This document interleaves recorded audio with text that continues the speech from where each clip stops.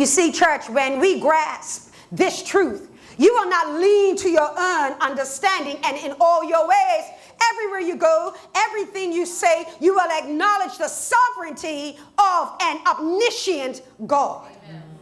The Israelites had a bad habit of following God in the beginning and following God in the end.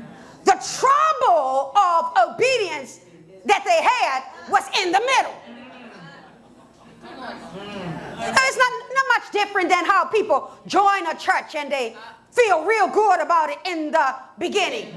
And then pastor speaks about what's to come. They feel real good about what's to come. But it's the middle of it.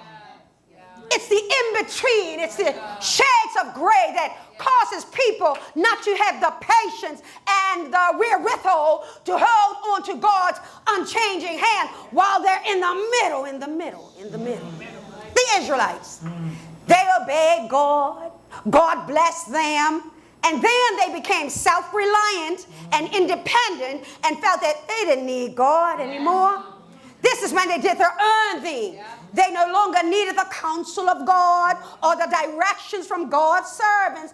After all, these were going pretty good in the middle. But church, here is the thing. Once you reject God, eventually you will find out that you're going to need God. Oh, don't talk. Come on now. Are we yet in the island of Bermuda? Have we not in large proportions rejected God? Have we not in large proportions sought other nations and other gods? But now that there has been 4 gun shootings this week, we need the church. What's the church doing? I'm telling you, we are no different than the Israelites. You don't want God in the middle of your marriage. You don't want God in the middle of the school. You don't want God in the middle of government. But when you get in trouble, you want God in the middle of it. And so this speaks to, very simplistically, a situation that has always been. Bermuda's nothing new to God.